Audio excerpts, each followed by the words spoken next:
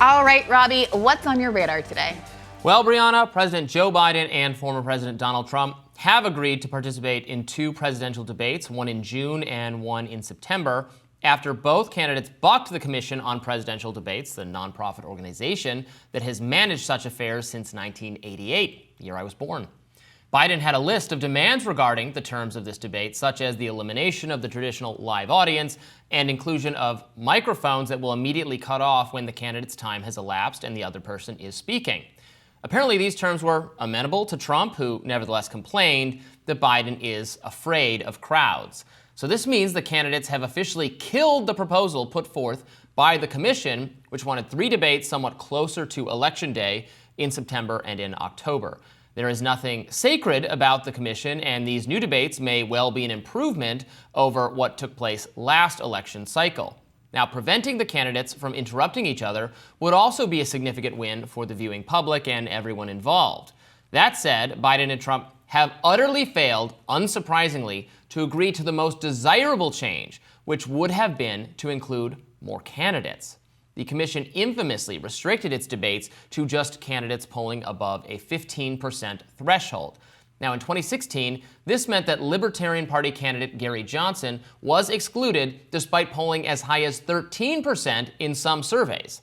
By mutual decree, Biden and Trump are sticking with this arbitrary limitation.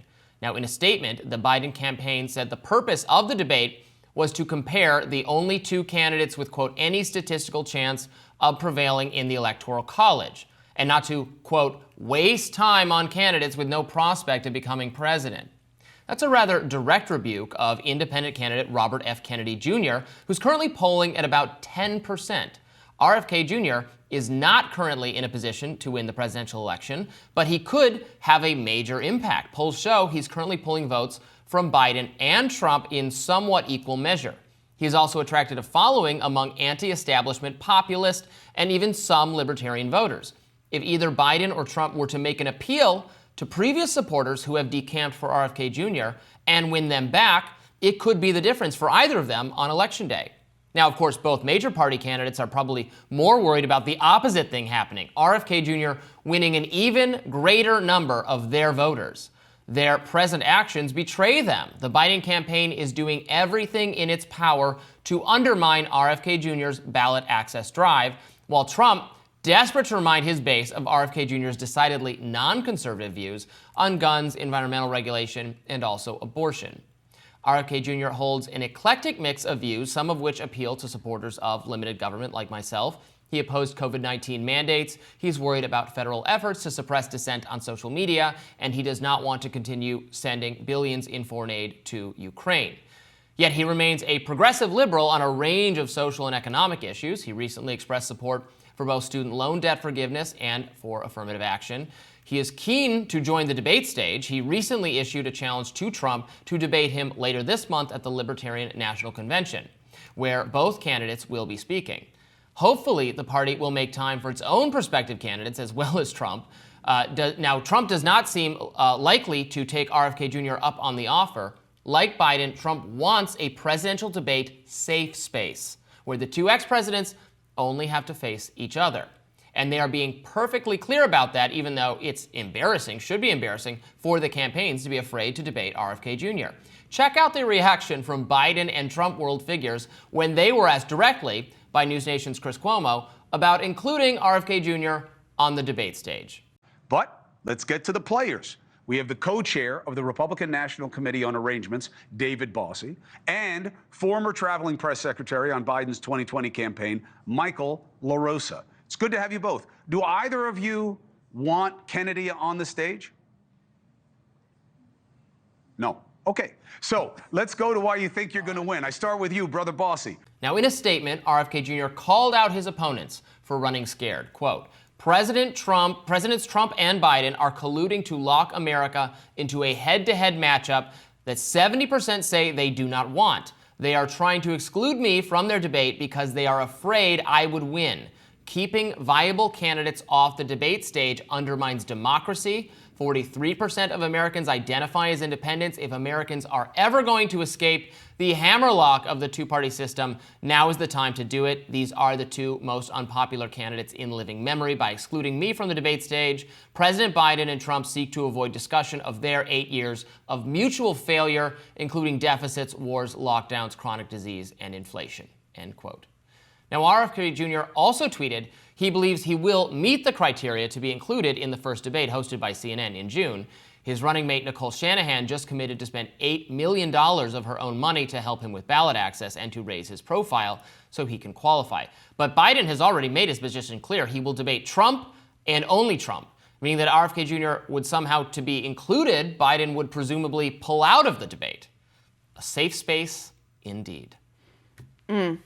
I think that there's no arguing with RFK Jr.'s position there. It is a clearly naked effort to prevent Americans from realizing that they have any other alternatives. It is like a cyclical argument that the two major parties make. No one else is going to win, therefore you shouldn't care that we're excluding anybody from a debate because they never have a chance to win. But of course, they never have a chance to win, very tautologically, because they never get an opportunity to come before the American public. And it's not just that. I think your point about Shanahan, RFK Jr.'s VP, spending $8 million of her own money to help with ballot access issues. You don't want to yada, yada, yada that, because that's another really significant way they prevent third-party candidates from ever being able to have a bite at the apple. Jill Stein's going through this right now in New York State without the benefit of having a VP who's a billionaire who can fund these kinds of things. During 2020, Governor Cuomo, kind of without people really noticing what he was doing, upped the number of required signatures to get on the ballot from 15,000 to 45,000, tripling it. And given how these signatures are often routinely contested by the major parties, even if they know the signatures are good, you contest every signature if there's a spelling error, if it's illegible, if there's not a match between the current address of the signatory and the address that they put on the sheet, then they throw out a huge number of signatures. So you tend to need like 2 or 3 times as many as is even required. And then even if you have accurate signatures, the parties go after you, they send your legal team after you just to keep you wrapped up in court, drain your very limited resources as a third-party candidate, and hope that it disincentivizes you from even trying to get on the ballot in the first place. And that's a huge obstacle. And most people, again, don't have the advantage of having a billionaire backer as your VP. So what does this really mean about the state of our democracy?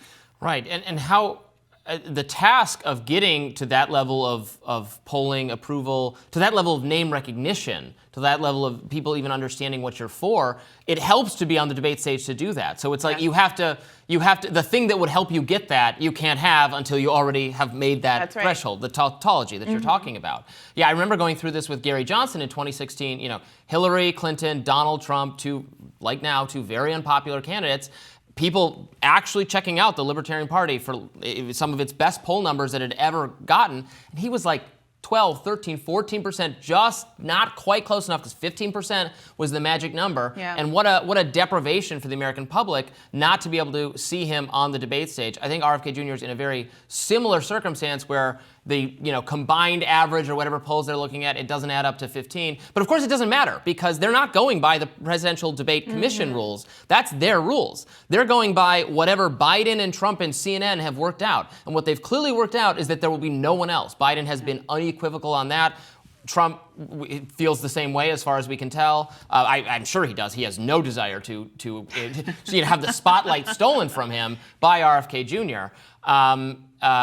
If anything, I think RFK Jr. on the debate stage might in some way hurt Trump more than Biden, because Trump loves the stage. He wants the attention, where I think Biden's more just almost trying to get through it. He knows he has to. I think that might be right. This is also why the media blackouts that happen are so important, and how these legacy media companies end up being very much, in cahoots, for lack of a better term, with the two parties. Because again, that's the other mechanism people can use to get in front of the public. And when you have complete and total blackouts of even Democratic nominees, as we saw with Bernie Sanders, what chance does someone like RFK Jr., Jill Stein, or Cornel West have in the middle of all of this? Truly, this is a kind of once-in-a-generation opportunity with RFK Jr., because he happens to be a Kennedy. He happens to have kind of an unprecedented number of baked-in name recognition.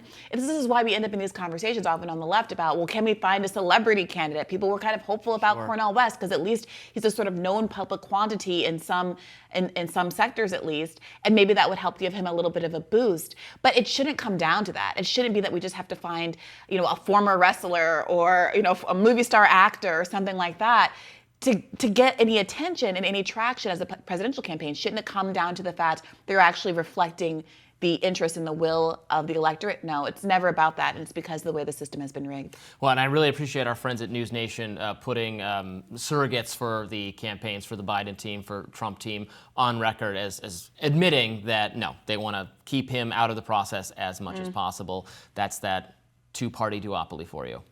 More Rising right after this.